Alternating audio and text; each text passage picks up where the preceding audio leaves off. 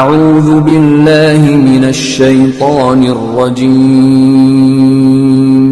بسم الله الرحمن الرحيم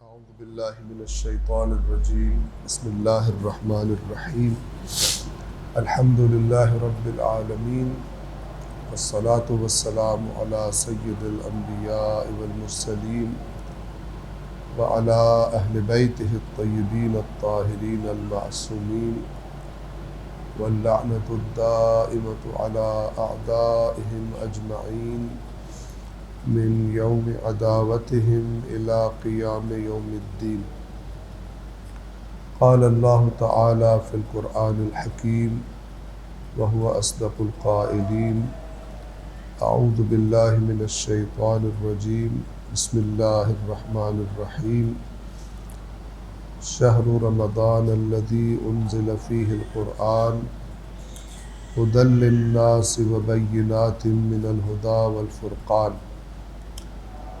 فمن شہد منکم الشہر فلیصمہ ومن کان مریضا او علی سفر فعدۃ من ایام اخر یرید اللہ بکم الیسر ولا یرید بکم العسر وَلِتُكْمِلُوا الْعِدَّةَ وَلِتُكَبِّرُوا اللَّهَ عَلَى مَا هَدَاكُمْ وَلَعَلَّكُمْ تَشْكُرُونَ صدق اللہ العلی العظیم۔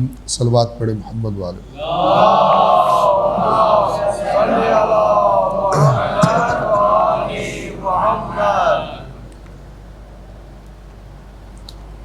خالق کائنات کی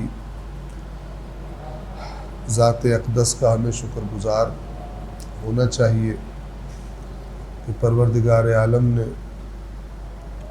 ہماری زندگیوں میں ایک مرتبہ پھر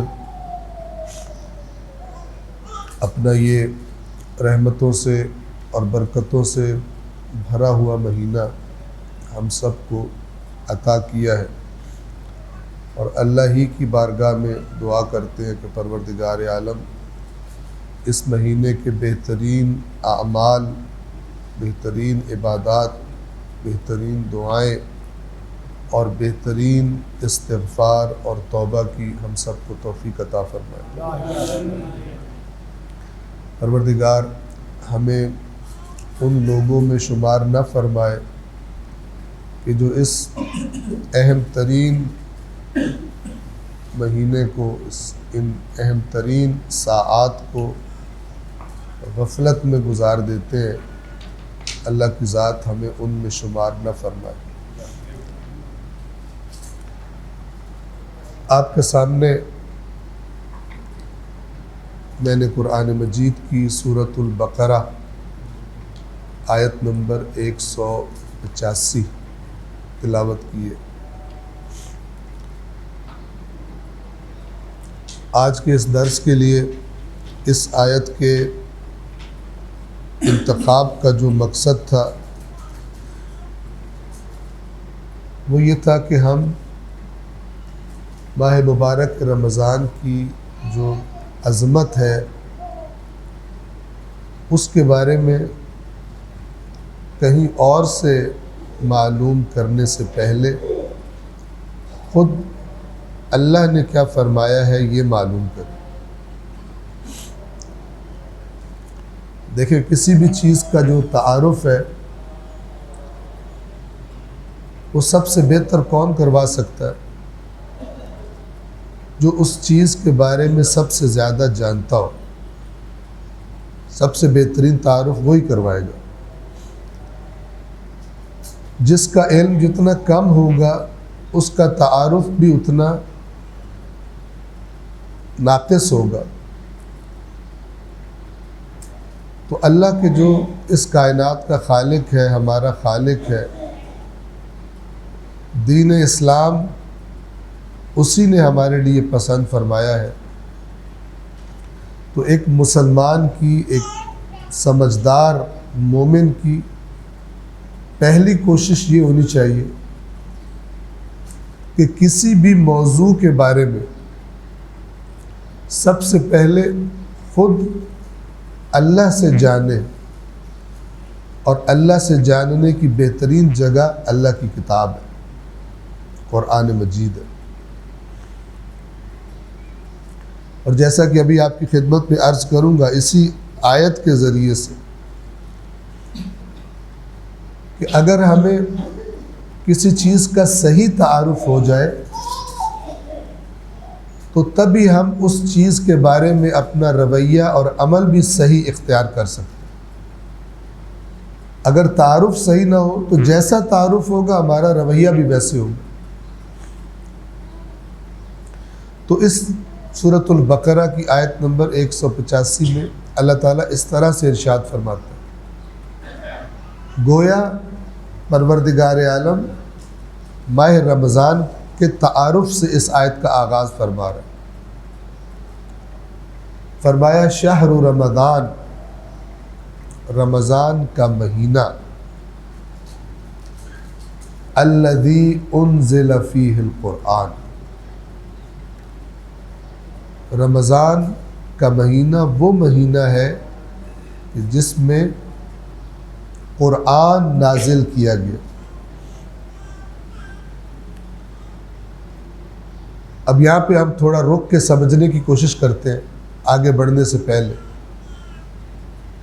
یہ جو اللہ ماہ رمضان کا تعارف یہ فرما کے کر رہا ہے کہ رمضان وہ مہینہ ہے جس میں قرآن نازل کیا گیا، اگر ہم اب اس آیت سے ہٹ کر، اس آیت سے صرف نظر کر کے اگر آپ باہر نکلے معاشرے میں اور سروے کرنے لگے، لوگوں سے پوچھیں ماہ رمضان کون سا مہینہ ہے، آپ کو کیا جواب دیں گے؟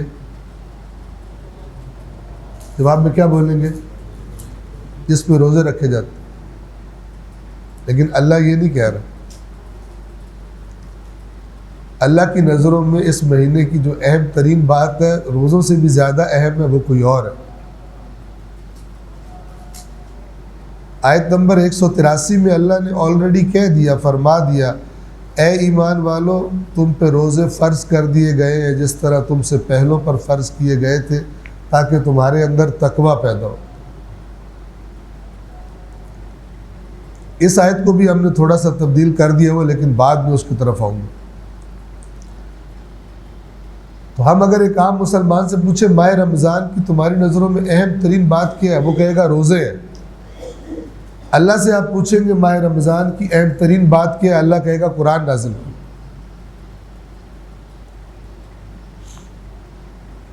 اگر پھر بھی ذہنوں میں یہ بات واضح نہ ہو تو آپ کو مثال دیتا ہوں۔ اگر میں آپ سے کہوں آدھا جملہ بولوں گا، آدھا آپ نے مکمل کرنا ہے، تاکہ پھر یہ شہر رمضان الذی انزل فیہ القرآن کی بات اچھی طرح سمجھ میں آ جائے۔ اگر میں آپ سے کہوں کہ 1947 وہ سال ہے کہ جس میں، آپ کیا کہیں گے؟ جی سب یہی کہیں گے۔ بطور پاکستانی آپ 1947 کو کس چیز سے پہچانتے ہیں؟ آپ کے لیے اس سال میں ہونے والا سب سے اہم واقعہ کیا ہے؟ پاکستان کی آزادی، پاکستان کا معرض وجود میں آنا۔ آپ کے پاس کوئی بندہ کھڑا ہو، وہ کہے 1947 وہ سال ہے جس میں میرا دادا فوت ہوا تھا، آپ کہیں گے پتہ نہیں سینکڑوں دادے فوت ہوئے اس سال میں، ہمیں سے کیا؟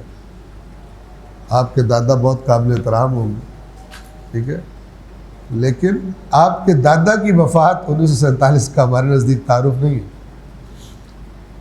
ہمارے نزدیک 1947 کا تعارف اس چیز سے ہوگا جو سب سے زیادہ اہم ہے۔ توجہ فرما رہے ہیں؟ آپ واپس آئے اس آیت کی طرف۔ اللہ فرما رہا ہے رمضان وہ مہینہ ہے کہ جس میں عام مسلمان کہے گا روزے فرض کیے گئے، لیکن اللہ رمضان کا تعارف کس بات سے کروا رہا ہے؟ رمضان وہ مہینہ ہے جس میں قرآن نازل کیا۔ بس اللہ چاہتا ہے کہ ماہ رمضان کے دوران انسان کی توجہ سب سے زیادہ کس کی طرف ہو؟ قرآن کی طرف۔ اگر ہم قرآن کو غور سے پڑھیں، یعنی اللہ کی باتوں میں غور کریں، تو پھر یہ باتیں آہستہ آہستہ خود ہی سمجھ میں آنا شروع ہو جاتی ہیں۔ اب ایک دفعہ میں جلدی سے پڑھوں شہر رمضان الذی انزل فیہ القرآن، ثواب لینے کے لیے، اور مجھے کچھ نہیں چاہیے اللہ سے، شہر رمضان الذی انزل فیہ القرآن، سمجھوں میرا ثواب کا ٹوکرا بھر رہا ہے اللہ۔ کبھی بھی میرے ذہن میں یہ نہیں آئے گا، رک کے سوچوں گا تو سمجھ میں آئے گا کہ اللہ نے ماہ رمضان کا تعارف نزول قرآن سے کیوں کروایا، اللہ تعالیٰ کیا کہنا چاہتا ہے۔ یہ بھی تو فرما سکتا تھا نا، آیت 183 میں فرمایا کہ روزے فرض کیے گئے، اس میں کہہ دیتا ماہ رمضان وہ مہینہ ہے جس میں کتب علیکم الصیام، لیکن اللہ نے یہ نہیں فرمایا۔ تو جب ہم رک کے غور کریں گے تو پھر آیت کا جو اصل پیغام ہے، جو ہے ہی ان کے لیے جو غور کرتے ہیں، باقیوں کے لیے نہیں ہے، تو وہ ہمیں پتہ چلے گا۔ بس ہماری توجہ ماہ رمضان کے روزوں کی طرف تھی، اور ہم سمجھ رہے تھے کہ ماہ رمضان کی سب سے بڑی بات اس مہینے کے روزوں کا معاملہ ہے، لیکن جب ہم نے یہ آیت پڑھی تو ہم سمجھ گئے کہ اللہ تبارک و تعالی اس مہینے میں ہماری توجہ اپنی کتاب کی طرف کروانا چاہتا ہے۔ تبھی تو کہہ رہے ہیں یہ وہ مہینہ ہے جس میں قرآن نازل کیا گیا۔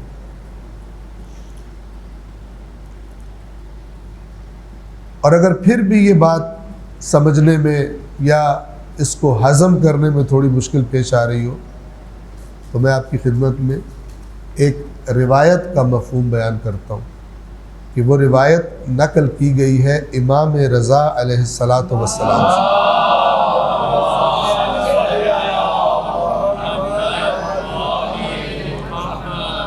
ہے وہ یہی بات جو اس آیت کے شروع میں کی گئی ہے، لیکن امام نے مزید بھی اس کو واضح فرما دی۔ امام فرماتے ہیں کہ اس روایت کے مطابق کہ ماہ رمضان کی عظمت کا اصل سبب روزے نہیں ہے، ماہ رمضان کی عظمت کا اصل سبب اس مہینے میں قرآن کا نزول ہے۔ تو واضح ہو گیا، اب مزید سمجھ آ گئی اللہ نے کیوں فرمایا رمضان وہ مہینہ ہے جس میں قرآن نازل کیا گیا۔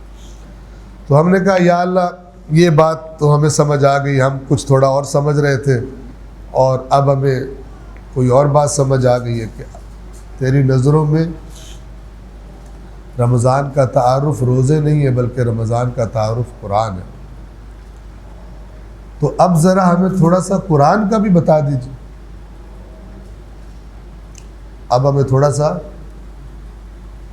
آپ جو کہہ رہے ہیں کہ رمضان وہ مہینہ ہے جس میں قرآن نازل کیا گیا، تو تھوڑی سی وضاحت قرآن کے بارے میں بھی آپ کر دیں، تاکہ ہم جس طرح پہلے ہماری توجہ کا اصل مرکز روزے تھے، اب ہمیں سمجھ آ گیا کہ نہیں، اصل مرکز قرآن ہونا چاہیے، اور آگے اس آیت میں یہ بات مزید واضح ہو جائے گی۔ تو یا اللہ ہمیں قرآن کی طرف تو آپ نے توجہ کروا دی، ذرا قرآن کے بارے میں مزید بھی بتا دیں ہمیں، تاکہ ہم قرآن کے بارے میں صحیح رویہ آپ کے تعارف کے مطابق ہم اپنے رویے کو درست کر سکیں۔ تو اللہ نے فرمایا شہر رمضان الذی انزل فیہ القرآن ھدی للناس، یہ جو قرآن نازل ہوا ہے اس رمضان کے مہینے میں، اس کا تعارف کیا ہے؟ قرآن کا تعارف کیا ہے؟ رمضان کا تعارف ہو گیا نزول قرآن سے، قرآن کا تعارف اللہ نے کیا کروایا؟ کیا ہے قرآن؟ ھدی للناس، کیا معنی؟ لوگوں کے لیے ہدایت۔ اب یہاں پہ بڑی توجہ سے ذرا بات کو دیکھیے گا کہ اللہ جو ماہ رمضان کا تعارف کروا رہا ہے اور اس میں قرآن کا ذکر فرما رہا ہے، تو فرما رہی قرآن کو اگر جاننا چاہتے ہو 2 لفظوں میں تو ہدی للناس. اب ہم نے دیکھا ہدی للناس اور پھر ہم پلٹے اپنے معاشرے کی طرف کہ ماہ رمضان میں یہ تو نظر آ رہا ہے کہ جنہوں نے سارا سال نہیں شکل دیکھی قرآن کی وہ بھی تھوڑے تھوڑے توجہ کر رہے ہیں. یہ دیکھ کے ہمیں خوشی ہوئی، لیکن جب تھوڑا غور سے دیکھا تو ہم نے دیکھا یہ جو قرآن کی طرف توجہ کر رہے ہیں یہ اس طرح نہیں کر رہے جس طرح اللہ نے قرآن کا تعارف کروایا.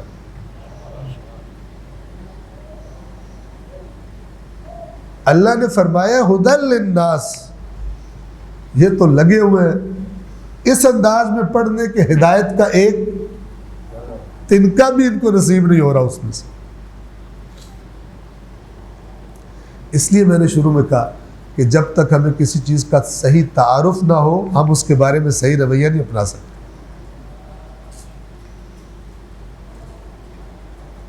توجہ فرمائیں، قرآن کریم کو ہماری زبان عربی نہیں ہے لیکن عربی قرآن کی زبان ہے. عربی محمد و آل محمد علیہ الصلاۃ والسلام کی زبان ہے.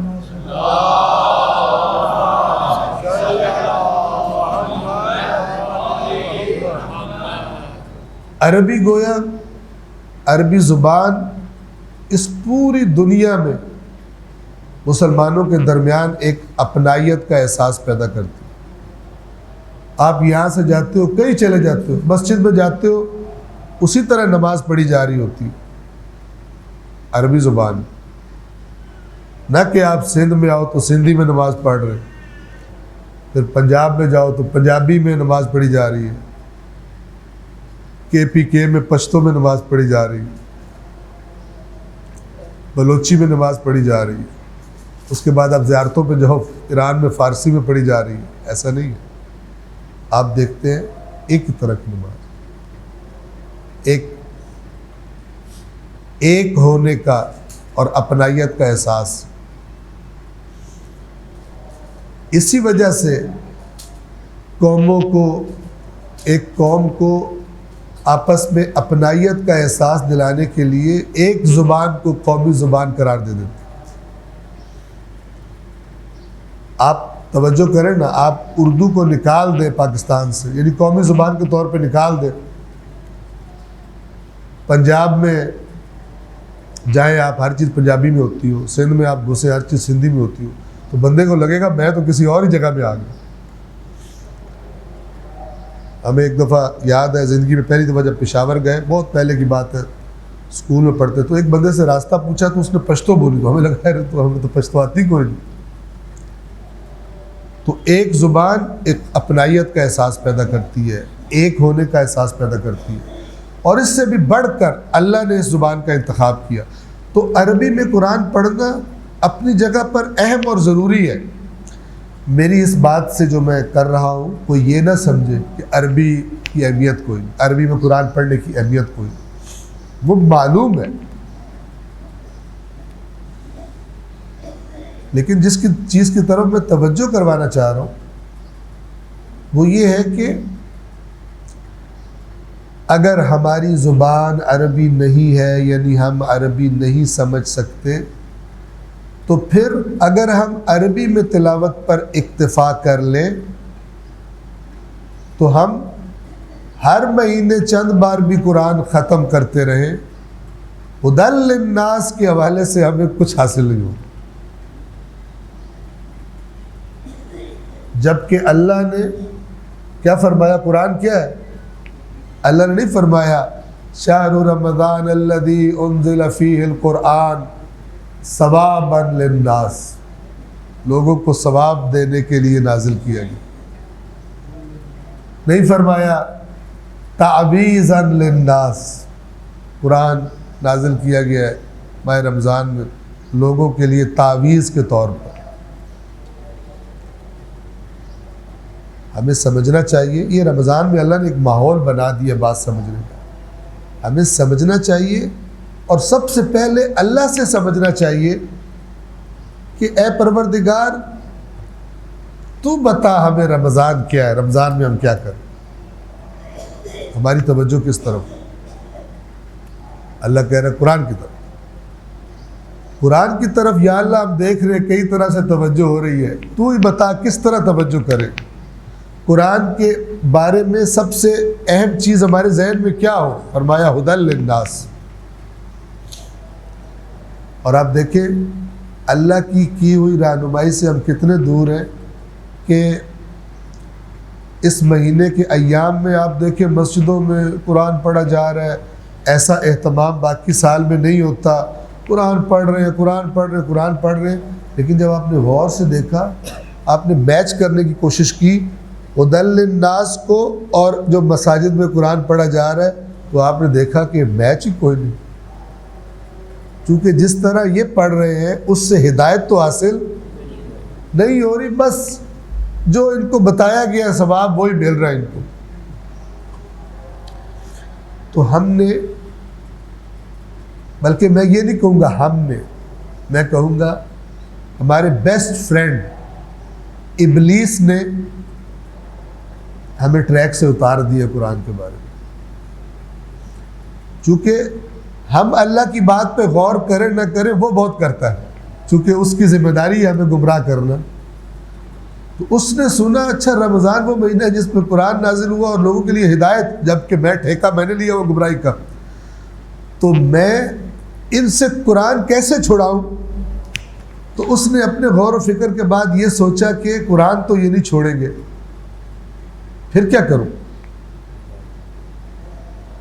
اس نے کہا قرآن تو یہ نہیں چھوڑیں گے، لیکن میں ان کو اس طرح لگاؤں قرآن پر کہ ان کو لگے قرآن پڑھ رہے ہیں لیکن جس طرح اللہ نے کہا ہے اس طرح نہ پڑھیں۔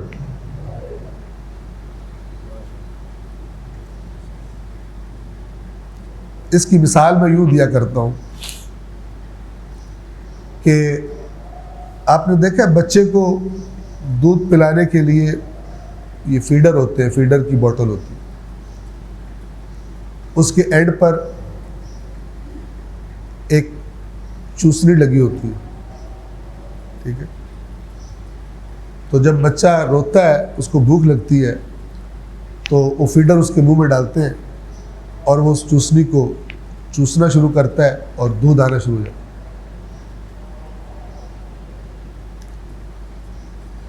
لیکن کبھی کبھی بغیر فیڈر کے چوسنی ہوتی ہے، بچہ روتا ہے تو اس کے منہ میں وہ ٹھوس دیتے ہیں۔ اب وہ بیچارہ سمجھدار تو ہوتا نہیں، اس کو سمجھ تو ہوتی نہیں ہے کہ میرے ساتھ تو فراڈ ہو گیا، وہ سمجھتا ہے میں چوسوں گا تو دودھ آئے گا، وہ غریب لگا رہتا ہے لگا رہتا ہے لگا رہتا ہے لگا رہتا ہے، دودھ میں کہاں سے آنا؟ لیکن چونکہ اس کی سمجھ تھوڑی ہے، بچہ ہے، اس کو کام نہیں کرتا، اس کو اتنا ہی پتہ ہے کہ یہ منہ میں ڈالی جائے تو چوسنا ہوتا ہے۔ تو ہمیں بھی شیطان نے قرآن کے حوالے سے چوسنی منہ میں دی ہوئی کہ جس کو چوس رہے ہیں پورا مہینہ چوس رہے ہیں، لیکن ہدایت کے دودھ کا ایک قطرہ بھی منہ میں نہیں آتا۔ آپ نے غور کیا؟ جبکہ اللہ کہہ رہا ہے دودھ پیو، طاقت بناؤ، گروتھ کرو، شیطان نے چپکے سے ان کا یہ دین کے معاملے میں، قرآن کے معاملے میں یہ بچے ہی ہیں، بڑے نہیں ہو رہے، 70 سال کا بھی بچہ ہی رہ گیا، لہذا ان کے منہ میں چوسنی دیے رکھو تاکہ یہ ان کو یہ بھی رہے ذہن میں کہ آ رہا ہے دودھ آ رہا ہے، ٹھیک ہے، لیکن عمر ان کی گزر جائے دودھ سے محروم ہی جائے، تھک ہار کر چوس کے۔ آپ کو پتہ ہے ڈاکٹر بتاتے ہیں یہ چوسنی بچوں کے منہ میں نہ دیا کریں، اس سے بچے کا جو سیٹ اپ ہے وہ خراب ہو جاتا ہے، بچے کے یہ جو چہرے کے اندر کے مسلز ہیں اور فلان ہیں یہ خراب ہو جاتے ہیں، کیونکہ دودھ تو آپ دیکھیں نا، دودھ تو جب بچہ پیتا ہے تھوڑی دیر بعد سو جاتا ہے، دودھ اس کے اندر اثر کرتا ہے اور وہ سو جاتا ہے، لیکن چوسنی سے کہاں سوئے گا؟ وہ تو انتظار میں ہے کہ آئے گا۔ تو ہم نے جس طرح اللہ نے ماہ رمضان کا تعارف کروایا، ہم نے اس تعارف کو بھی نہیں سمجھا. اور پھر اللہ نے جس طرح قرآن کا تعارف کروایا 2 لفظوں میں، ہم نے اس تعارف کی طرف بھی توجہ نہیں کی. اور یہ معاملہ ہم اپنے دین کی بہت ساری چیزوں کے بارے میں کر چکے. اب جیسے میں نے شروع میں عرض کیا، ادھر چلتے ہیں، دو آیتیں پیچھے چلتے ہیں. 183.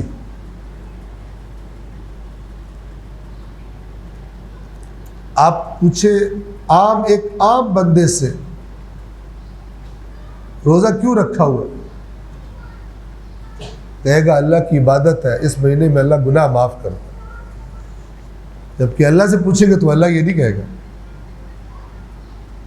اللہ کہے گا میں نے روزہ اس لیے رکھوایا تاکہ تمہارے اندر تقویٰ پیدا ہو.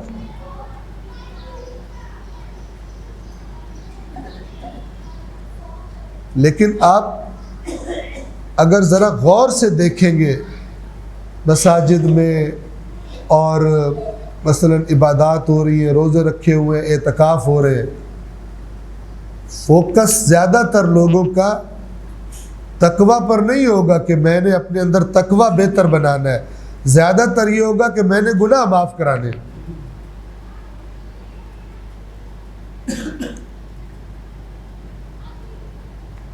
گناہ معاف کروانے پر توجہ ہونا اور تقویٰ پیدا کرنے پر، اپنے اندر تقویٰ پیدا کرنے پر توجہ ہونا، اس کا فرق آپ کو چاند رات پہ پتہ چلتا ہے.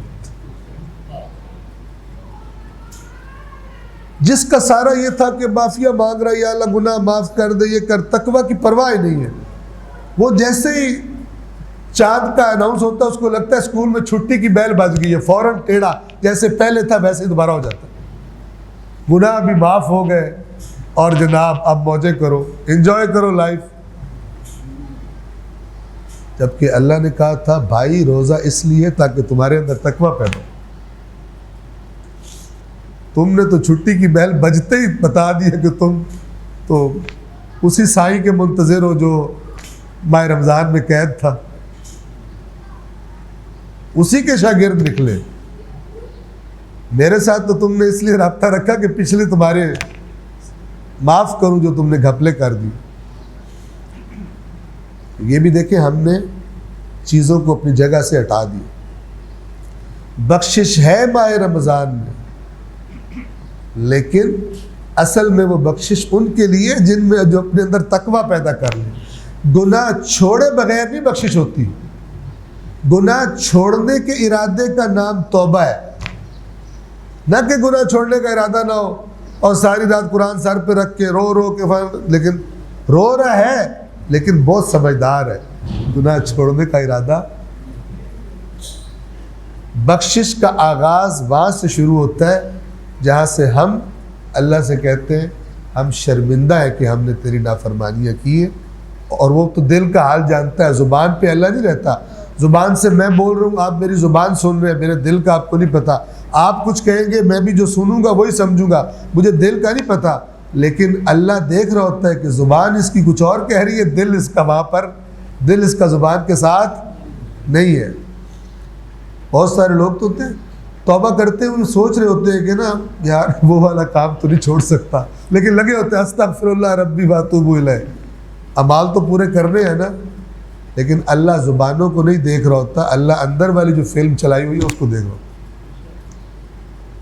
جیسے ہی خیال، ایک تو یاد رکھے، جیسے ہی بندہ ایک دفعہ ارادہ کرتا ہے نا بس میں نے یا اللہ مجھے معاف فرما دے، میں گناہ نہیں کروں گا، تو جیسے ہی کہتا ہے نا میں گناہ نہیں کروں گا، تو جتنے گناہ اس کی زندگی میں ہوتے ہیں وہ بیوٹی پارلر سے تیار ہو کے اس کے سامنے آ جاتے ہیں اور کہتے ہیں ہم اتنے پیارے پیارے تو ہمیں بھی چھوڑ دے گا. کتنا مزہ آتا ہے تجھے ہمارے ساتھ، جب تو ہمیں کرتا ہے تجھے کتنا مزہ آتا ہے، ظالم آدمی تو چھوڑ دے گا. بندہ کہتا ہے نہیں نہیں نہیں نہیں نہیں نہیں میں تمہیں نہیں چھوڑتا، لیکن فی الحال جو ہے نا بس اعمال کر رہا ہوں تو مجھے توبہ کرنا. توبہ اصل میں خالص ارادے کا نام ہے، اور وہ آپ جیسے ہی کرتے ہیں اللہ تعالیٰ تو منتظر بیٹھا ہوتا. بعض روایات میں الفاظ اس طرح ہیں احادیث میں کہ اللہ تبارک و تعالیٰ اپنے گناہگار بندے کا اس طرح انتظار کر رہا ہوتا ہے جب کوئی گناہ گار بندہ توبہ کر کے اللہ کی بارگاہ میں واپس آتا ہے تو اللہ کو اسی طرح خوشی ہوتی ہے جس طرح اگر صحرا میں کسی کا اونٹ گم ہو گیا اور اچانک اس کو مل جائے. اب یہ عربوں والی مثال ہے، تو آپ کو مثال یہ دیتا ہوں کہ جس طرح کسی کی نئی بائک گم جائے پھر اچانک مل جائے کتنی خوشی ہوگی، یا کسی نے نئی گاڑی خریدی ہو اور وہ چوری ہو جائے اس کی کیا حالت ہوگی، اور پھر وہ اچانک مل جائے کیسا خوش ہوگا. ہم اونٹ کو گاڑی سے یا بائک سے چینج کر لیتے ہیں. یعنی روایت یہ بتانا چاہ رہی ہے کہ خداوند عالم بہت خوش ہوتا ہے کہ میرا بندہ شیطان کے جال میں جو پھنسا ہوا تھا واپس نکل کے میرے پاس آ گیا. تو ہم نے ابھی تک کتنی چیزیں بتا چکا ہوں. نمبر 1، ہم سمجھتے تھے رمضان کا اصل مسئلہ روزے ہیں، اللہ نے کہا نہیں قرآن ہے. پھر ہم کہتے تھے قرآن ہم نے یوں ہی تلاوت کرنا ہے، اللہ نے کہا نہیں ہدایت ہے. پھر ہم کہتے تھے روزے گناہوں کی بخشش کے لیے، اللہ نے کہا نہیں تقویٰ پیدا کرنے کے لیے. ایک چیز اس میں ایڈ کر دوں اور وہ ہے آیت الکرسی. میں نے کہا ہم ان چیزوں کو چینج کر دیں. آیت الکرسی کو ہم نے ہے کیا اور ہم نے کیا کیا. ہمارے آیت الکرسی کے جو کامن ترین جو استعمال ہے وہ کیا ہے کہ میں اپنی بائک پر گیا کسی جگہ پر، پھر میں نے وہاں پارکنگ میں کھڑی کی، چور نہ لے جائے، آیت الکرسی پڑھ کے پھونک مار،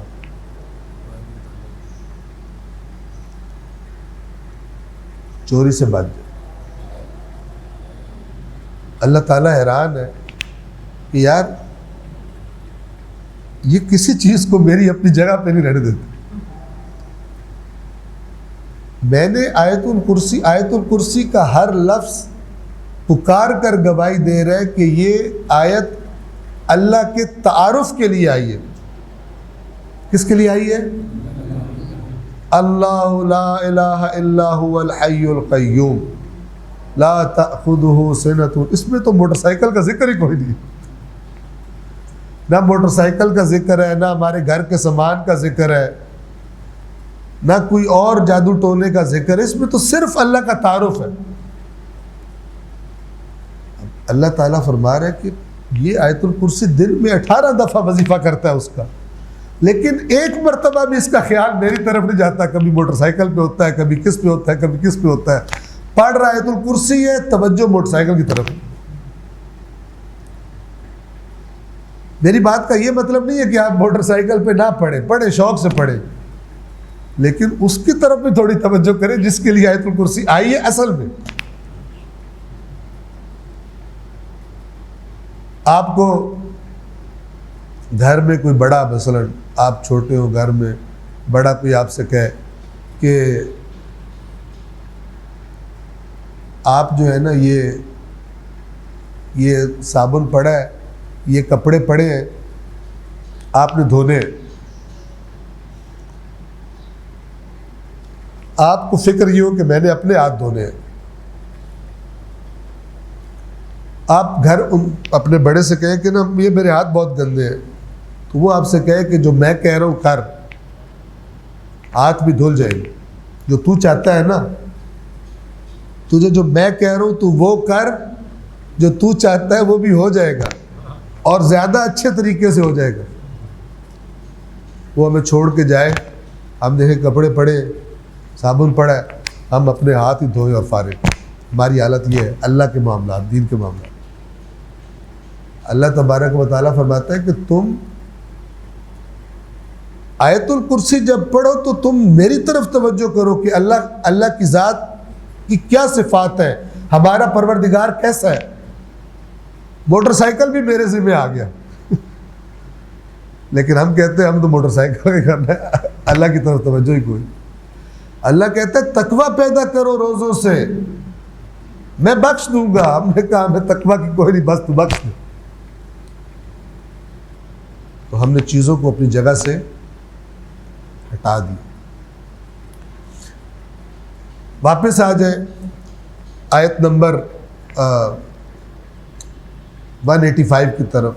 کہاں تک پہنچے ہم؟ رمضان وہ مہینہ ہے جس میں قرآن نازل کیا جو لوگوں کے لیے ہدایت ہے. اور اللہ نے اتنی بات کہہ کر بات ختم نہیں کی. اتنی اہم چیز ہے اللہ کی نگاہوں میں ہماری ہدایت کہ اللہ نے تھوڑا اور کھولا کہ اس قرآن میں بیان کی گئی ہدایت کو معمولی مت سمجھنا. وَبَيِّنَاتٍ مِّنَ الْهُدَى وَالْفُرْقَانِ، اور اس میں بڑی روشن باتیں ہیں تمہاری ہدایت کے لیے بھی اور اس لیے بھی کہ تمہارے اندر حق اور باطل کو پہچاننے کی صلاحیت پیدا ہو جائے. وہ بھی ہم نے اس قرآن میں واضح باتیں رکھ دی ہیں کہ اگر تم انہیں سمجھ جاؤ تو پھر اگر کہیں پر صراط مستقیم کے ساتھ شیطان بھی اپنا راستہ بنا کے کھڑا ہو اور ایرو لگا ہو ادھر آؤ ادھر زیادہ اچھا پیکیج ہے ادھر انجوائے کرو گے تو تمہیں پتہ چل جائے گا یہ ادھر لائٹنگ تو زیادہ ہے لیکن مال 2 نمبر ہے. اصلی والی صراط مستقیم یہ ہے. وَبَيِّنَاتٍ مِّنَ الْهُدَى وَالْفُرْقَانِ، اور اس میں روشن باتیں اللہ نے بیان کی ہیں ہدایت کے بارے میں اور فرقان کے بارے میں. فرقان کسے کہتے ہیں؟ فرق کرنا. خود قرآن کے ناموں میں سے ایک نام فرقان ہے. ایک سورت کا نام فرقان ہے. اس کی پہلی آیت تبارک الذی نزل الفرقان علی عبدہ، بابرکت ہے وہ ذات جس نے اپنے بندے پر فرقان نازل کیا. کس لیے؟ لیکون للعالمین نذیرا، تاکہ عالمین کے لیے خبردار کرنے والا ہو. بتا دے کہ یہ کرو گے تو کام خراب ہو جائے گا. ملت نے پکڑ لیا، پڑھ پڑھ کے تھک گئے، سمجھیں گے تو خبردار ہوں گے.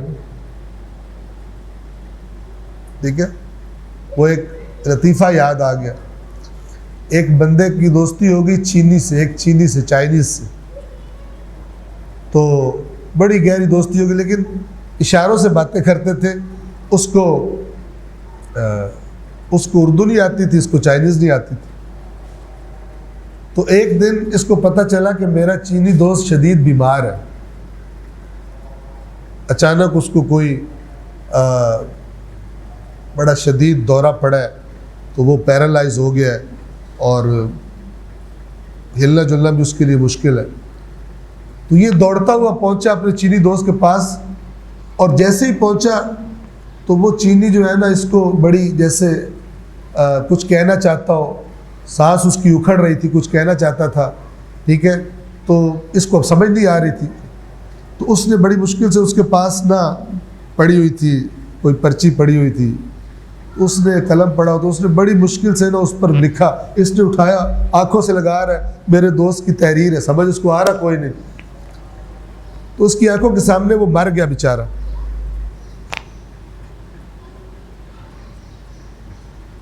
لوگ آئے ڈاکٹر وغیرہ، تو یہ رو رہا تھا، کہتا میرا دوست مر گیا، اتنا میرا پیارا دوست تھا.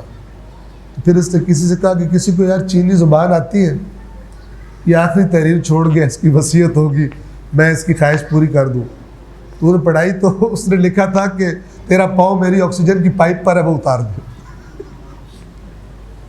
اس کو جو آکسیجن لگی ہوئی تھی یہ اس پہ پاؤں دے کے کھڑا ہوا تھا، تو وہ رک گئی تھی. وہ بیچارہ کانپ رہا تھا کہ پاؤں ہٹا میں مر رہا ہوں. اس کو سمجھ نہیں آ رہی، رو رہا ہے، چوم رہا ہے اس کی تحریر، لیکن پاؤں رکھ کے کھڑا ہوا. یہ ہماری حالت ہے قرآن کے بارے میں.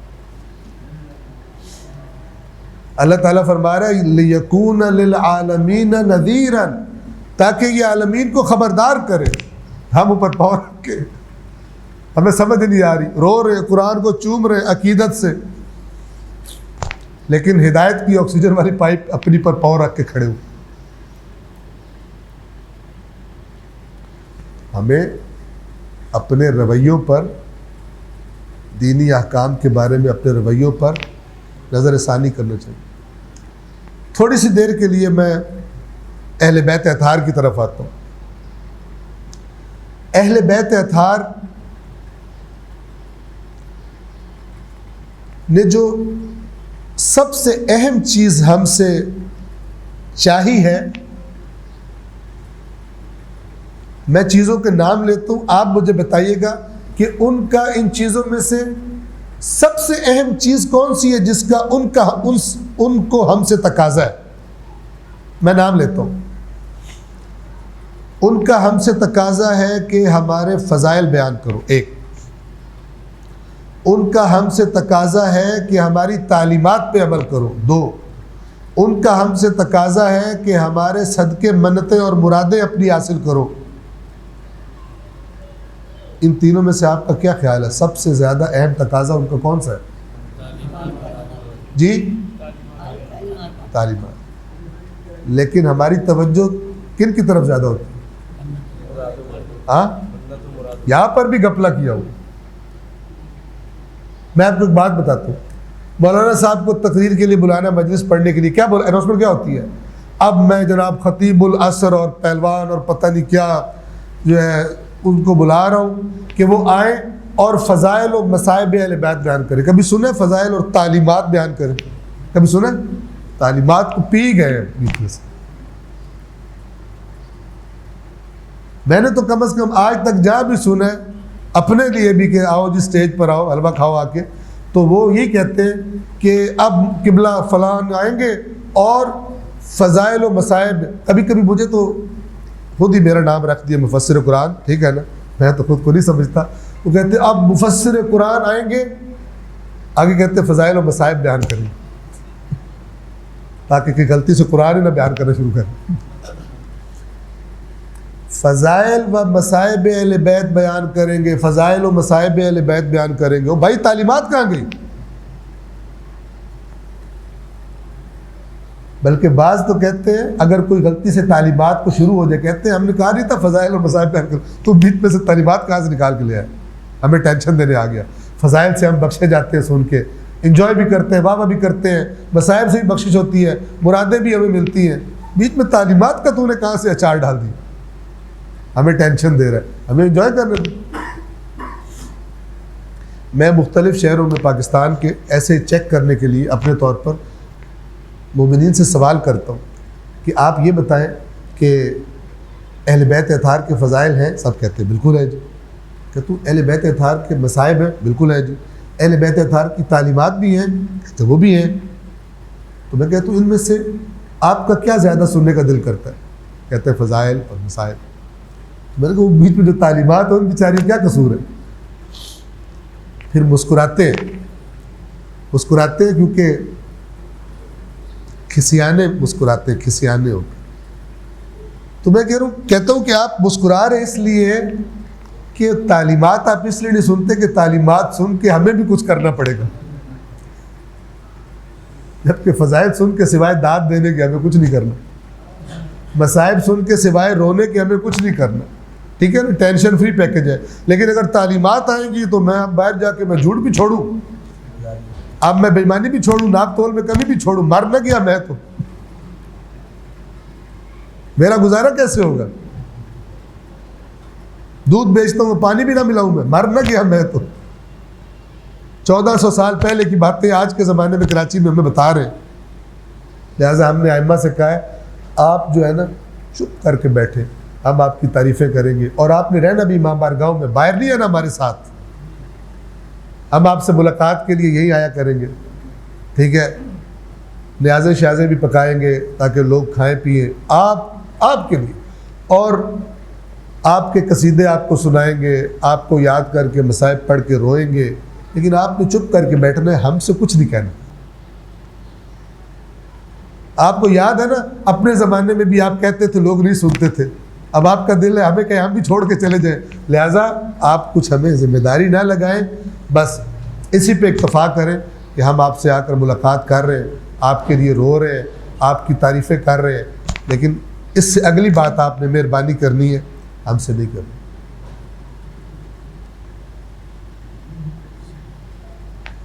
مولا علی سے کتنی محبت ہے ایک شیعہ، ٹھیک ہے نا، مولا علی علیہ السلام بہت عشق کرتا ہے، لڑ مر جائے گا. لیکن ایک کتاب ہے جس کا نام ہے نہج البلاغہ.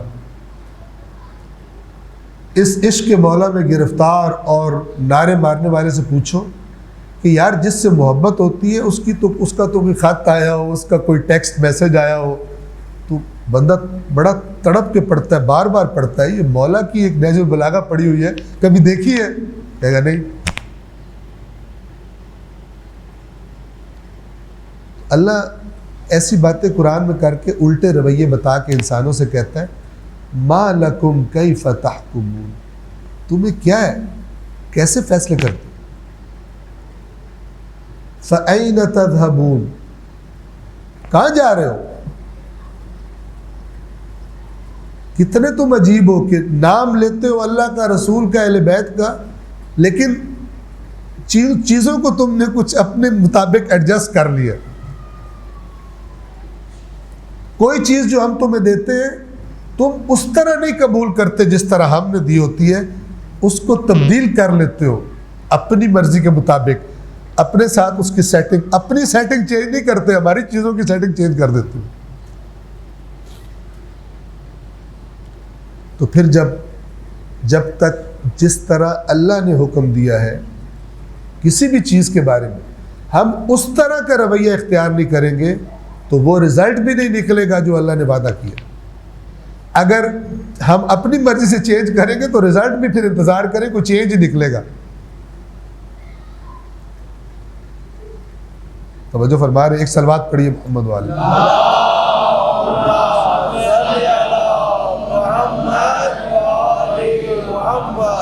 بس میں بات کو تمام کروں، ایک نقطہ اور بیان کر دوں، آیت کو مکمل کر دوں شارٹ کر کے. رمضان وہ مہینہ ہے جس میں قرآن نازل ہوا، لوگوں کے لیے ہدایت ہے، اور ہدایت اور حق و باطل میں فرقان، فرق کرنے کی واضح نشانیاں اس میں موجود ہیں، واضح ہدایات اس میں موجود ہیں. پھر فرمایا فمن شاہد منکم الشہر، یہ عظیم مہینہ تم میں سے جس کو ملے فلیصم، اس کو چاہیے کہ روزے رکھے. یا اللہ، قرآن نازل ہوا ماہ رمضان میں، ہدایت ہے، فلان ہے، اس کا کیا تعلق ہے روزے رکھنے سے؟ تعلق ہے. تعلق کیا ہے؟ تعلق یہ ہے کہ بھائی تم لوگ دو حصوں پر مشتمل ہو، ایک تمہارا بدن ہے اور ایک تمہاری روح ہے. روح کو بھی اسی طرح غذا چاہیے جس طرح بدن کو غذا چاہیے، لیکن تم نے بدن کی غذا پر تو اتنی توجہ دی کہ کراچی کو رنگ برنگے کھانوں والے ریسٹورنٹ سے بھر دیا، برگر شوارموں سے بھر دیا، تم نے بریانیوں سے، نہاریوں سے بھر دیا، کڑھائیوں سے بھر دیا. ٹھیک ہے، طرح طرح کے میٹھے تم نے بنائے، اور سارا سال اس کو غذا فراہم کرنے کے لیے تم بھاگ دوڑ کرتے ہو اور مزے لے لے کے دن میں کئی مرتبہ اس کو کھلاتے ہو. لیکن وہ جو تمہارے اندر روح ہے بیچاری، اس کے لیے تم نے کوئی ریسٹورنٹ نہیں کھولا. جو میں نے کھولے وہ بھی خالی رہتے زیادہ تر. مسجدیں اور ریسٹورنٹ کہاں رش زیادہ ہوتا ہے؟ جی ہاں، اگر آپ مسجد میں بھی دیکھ شیک کر دیں پھر ایک الگ بات. مسجد میں بھی اس جانور کو کھلانے کے لیے، یہ ہمارا بدن ایکچولی اس کی ضروریات جانوروں والی ہے، حیوانوں والی ہے. وہ روح ہے جو ہمیں انسان بناتی ہے، ورنہ تو وہ گھاس کھاتے ہیں، ہم بریانی کھاتے ہیں. توجہ فرما رہے ہیں؟ وہ بھی سوتے ہیں، ہم بھی سوتے ہیں. وہ بھی واش روم جاتے ہیں اپنے طریقے سے، ہم بھی جاتے ہیں. ٹھیک ہے، اور ان کی بھی ایک فیملی ہوتی ہے اپنے مطابق، ہماری بھی فیملی ہوتی ہے، ان کے بچے ہوتے ہیں، ہمارے بچے ہوتے ہیں. انسانیت تو آگے سے شروع ہوتی ہے نا، اس کے بعد سے. یہ تو حیوان ہی.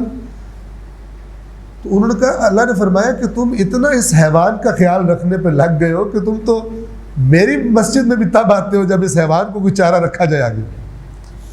ایک ہمارا دوست تھا، وہ کہتا تھا میں تو قبلہ مسجد کا جو مجلس کا جو اشتہار لگا ہوتا ہے نا، وہ بھی نیچے سے پڑھنا شروع کرتا ہوں. نیچے سے کہتا ہے جی وہ نیچے لکھا ہوتا ہے نا لنگر کا انتظام ہے، وہ پھر میں اوپر پڑھتا ہوں، ورنہ ٹائم ہی نہیں ہوتا. اب بندہ ہر چیز پڑھتا پھر. اگر نیچے اپنے مطلب کی چیز ہو پھر اوپر بھی پڑھ لیتے ہیں مولوی کون سا ہے فلان کیا ہے اور چلے بھی جاتے ہیں، لیکن اگر لنگر نہ ہو تو نہیں جاتے۔ تو اللہ نے ایک مہینہ الگ سے ہمیں دیا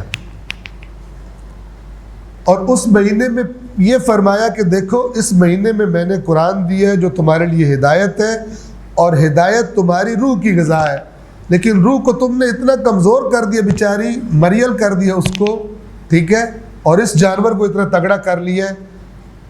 میرے اس ہدایت کے دسترخوان پر اگر تم نے آنا ہے تو جانور باندھ کے آؤ، کھانا پینا باندھ، کیونکہ جب تک تم اس جانور کو باندھو گے نہیں تمہاری توجہ روح کی غذا کی طرف صحیح طرح ہو ہی نہیں سکتی۔ لہٰذا آپ دیکھیں ایک روزے دار کو دوران روزہ جو احساس ہوتا ہے وہ روزے کے بعد وہ احساس نہیں ہوتا۔ میں روزے سے ہوں، اب روزے سے ہوں تو میں کھا تو نہیں سکتا، میں پی تو نہیں سکتا، تو یہ احساس انسان کو آمادہ تر کرتا ہے اللہ کی ہدایت لینے کے لیے۔ شرط یہ کہ توجہ کرے، نہ کہ سحری کے ٹائم سے افطاری کا سوچنا شروع کر دیں، آج یہ افطاری میں ہونا چاہیے، اور یہ بھی اللہ کی جو اب چیز تھی، اللہ کا پلان تھا، وہ بھی ہم نے تھوڑا سا خراب کر دی۔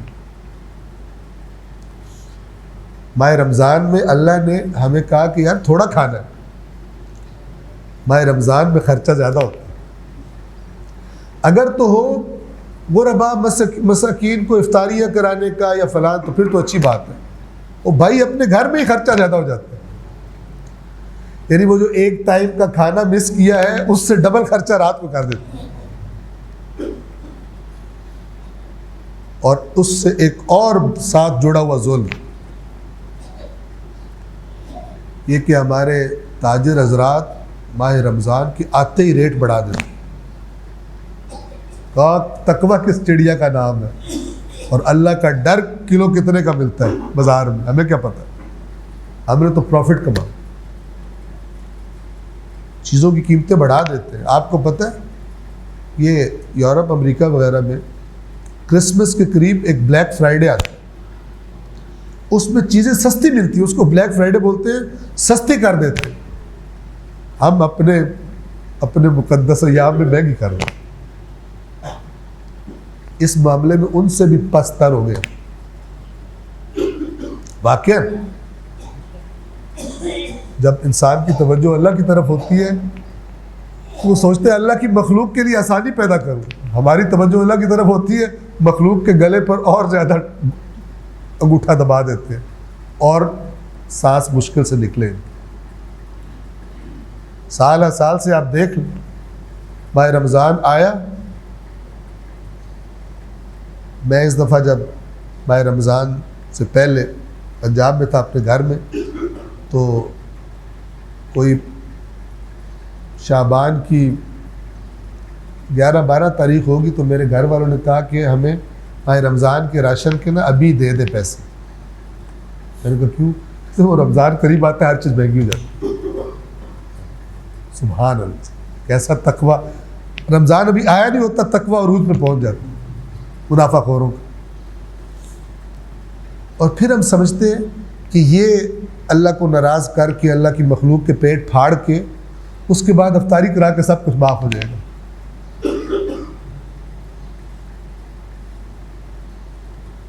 ہمیں پتہ چلا ایک سال، یہ آپ کو مثالیں دے رہا ہوں اپنے معاشرے کی، پتہ چلا کہ ایک سال کچھ سال پہلے، کیونکہ جہاں پر میرا گاؤں ہے اس کے ساتھ بھی ایک شوگر مل ہے، تو وہ خوب لوٹتے ہیں شوگر ملوں والے، اور مزے کی بات یہ ہے کہ پاکستان کی تمام سیاسی پارٹیوں والے ان کی شوگر ملیں ہیں، تو کھانے کے لیے سب ایک ہو جاتے ہیں اس ٹائم پر۔ تو اس سال انہوں نے چینی شارٹ کر دی، چینی شارٹ کر دی، اور ظاہر ہے ریٹ بہت بڑھ گیا چینی کا۔ تو مجھے کسی نے بتایا اسی وہاں پر کہ اس دفعہ بڑا بے تحاشا پروفٹ ہوا ہے، اور اس خوشی میں میل مالک صاحب نے مسجد نبوی میں افطاریاں کرائی ہیں۔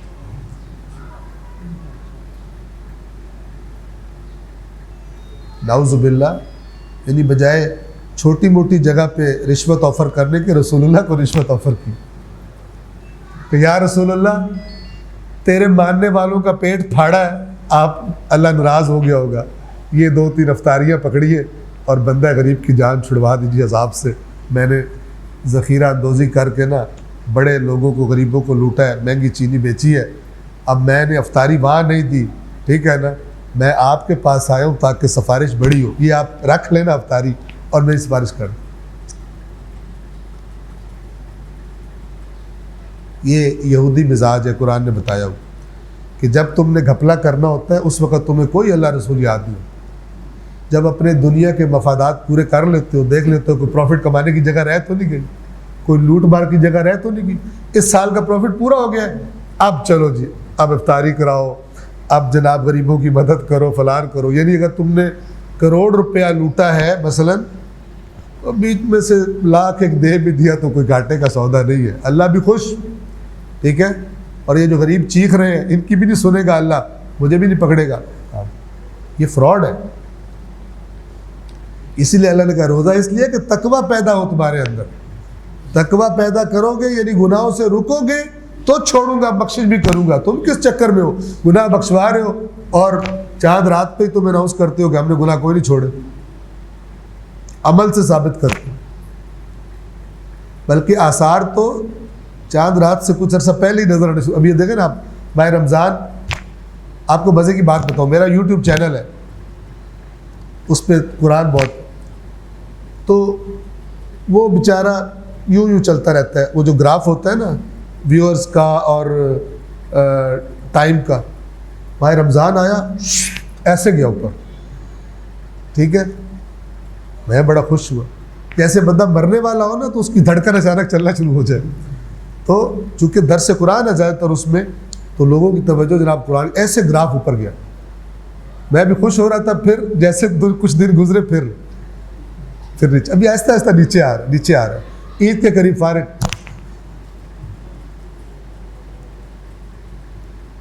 اللہ نے ماہ رمضان کے بارے میں کہا کہ ویسے تم ایک آیت پڑھتے ہو، ایک آیت کا ثواب لیتے ہو، اس رمضان میں تم ایک آیت پڑھو تو میں سارے قرآن کا ثواب دوں گا۔ ہم نے کہا اوہ ہوئے بڑا زبردست پیکیج ہے، چلو دب کے قرآن پڑھو، پڑھ کے تھک جاؤ۔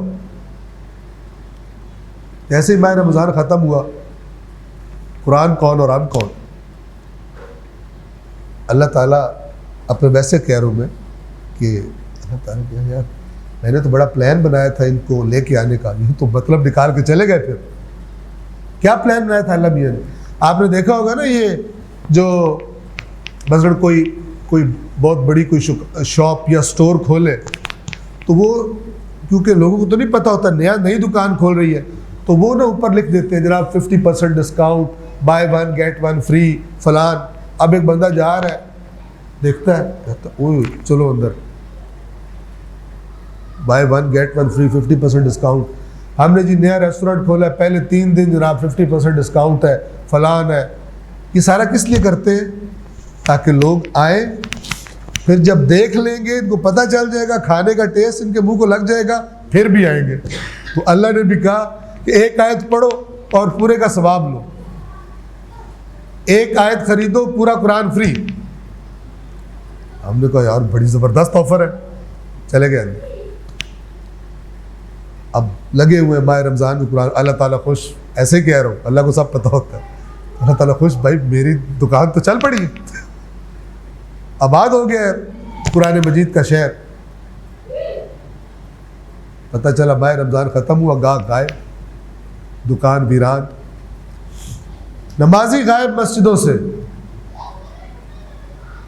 بعض نے پھر وہ میمز بناتے ہیں جو کہ اشتہار لگا ہوا ہے اس مسجد کے نمازی گم ہو گئے، کسی کو پتہ ہو تو ہمیں بتائے کہاں گئے ہیں۔ یہ شب عید سے پہلے ہر روز آیا کرتے تھے، اس کے بعد سے کچھ پتہ نہیں ہے، کسی نے اغوا کر لیا ہے، کہیں فلاں میں چلے گئے، یہاں نہیں آ رہے۔ تو ہم نے اللہ کا یہ اتنا بہترین پلان پروجیکٹ ہمیں اس کی طرف متوجہ کرنے کے لیے، ہماری ہدایت میں اضافے کے لیے، ہمارے تقوی میں اضافے کے لیے اس نے اتنا زبردست پروجیکٹ بنایا، ہم نے اس کا رخ ہی چینج کر دیا۔ ہم نے کہا ہمارے گناہ بخشو، خدا حافظ، اگلے سال ملاقات ہوگی جب پھر گناہ سے بھرے ہوں گے۔ تقویٰ کس چڑیا کا نام؟ اللہ نے فرمایا ہم نے یہ قرآن نازل کیا اس ماہ رمضان میں تمہارے لیے ہدایت ہے، ہدایت تمہاری روح کی غذا ہے، اور روزے رکھو اس کے، جو بھی اس مہینے کو پائے روزہ رکھے۔ اور پھر فرمایا جو تم میں سے بیمار ہو یا سفر میں ہو وہ بعد میں گنتی پوری کر لے، اللہ تمہارے لیے آسانی چاہتا ہے، اللہ تمہارے لیے مشکل نہیں چاہتا، اور تاکہ تم گنتی پوری کر لو، یعنی اگر کچھ روزے بیماری یا سفر کی وجہ سے رہ گئے ہیں تو وَلِتُكْمِلُوا الْعِدَّةَ، تاکہ تم گنتی پوری کر لو، وَلِتُكَبِّرُوا اللَّهَ عَلَى مَا هَدَاكُمْ، اور یہ جو اللہ نے تمہاری ہدایت کر دی ہے اس پر تم اللہ کی بڑائیاں بیان کرو۔ یہ قرآن جو تمہیں دیا ہے، ہدایت تمہاری کی ہے، اس پر تم اللہ کے شکریہ ادا کرو، وَلِتُكَبِّرُوا اللَّهَ عَلَى مَا هَدَاكُمْ، اور تاکہ تم اللہ کی کبریائی بیان کرو جو اس نے تمہاری ہدایت کی ہے، وَلَعَلَّكُمْ تَشْكُرُونَ، اور تاکہ تم اس نعمت کا شکر ادا کرو۔ یہ اس آیت کی پوری تصویر اور بات۔ ماہ رمضان کی پوری پالیسی، مین پوائنٹس اللہ نے اس آیت نمبر 185 میں ہمیں بتا دی۔ اللہ تبارک و تعالی سے دعا ہے پروردگار بحق قرآن کریم و بحق محمد و آل محمد، ہمارے دین کے بارے میں، ماہ رمضان کے بارے میں، قرآن کے بارے میں، اہل بیت اطہار کے بارے میں ہماری معرفت اور ہمارے شعور اور ہماری بصیرت میں اضافہ فرما۔ پروردگار جس طرح ان عبادات کو، ان ہدایات کو، ان رہنمائیوں کو تو نے ہمارے لیے پسند فرمایا ہے، اسی طرح ہمیں سمجھنے کی توفیق عطا فرما، اور سمجھنے کے بعد عمل کی توفیق عطا فرما۔ اے پروردگار تیرے اس رحمتوں کے اور بخشش کے مہینے میں تجھ سے سوال کرتے ہیں، اس مہینے میں صدق دل سے ہمیں توبہ کی توفیق عطا فرما، اور جب ہم اپنے گناہوں سے توبہ کریں تو ہماری توبہ کو قبول فرما۔ پروردگار اس مہینے کے تمام ہونے سے پہلے جن لوگوں کو تو جہنم سے آزاد کرے گا ہمارے ناموں کو ان لوگوں میں شمار فرما۔ پروردگار ہمارے وطن عزیز پاکستان اور پاکستانی قوم پر رحم فرما، ان مشکل حالات میں اور اس شدید مہنگائی کے عالم میں پروردگار جو لوگ بھی مالی مشکلات کا شکار ہیں، زندگی کی بنیادی ضروریات کے اعتبار سے مشکلات کا شکار ہیں، پروردگار ان کے لیے آسانیاں پیدا فرما۔ پروردگار اپنے حلال رزق کے خزانوں میں سے ہمارے لیے وسعتیں پیدا فرما۔ پروردگار جو مومنین بیمار ہیں انہیں شفائے کاملہ و عاجلہ عطا فرما، ہمارے مرحومین گزشتگان بالخصوص ہمارے شہداء کے درجات کو بلند فرما، اور اس دنیا سے ہمارے خاتمے کو خیر اور ایمان پر فرما۔ اللہم صلی علی محمد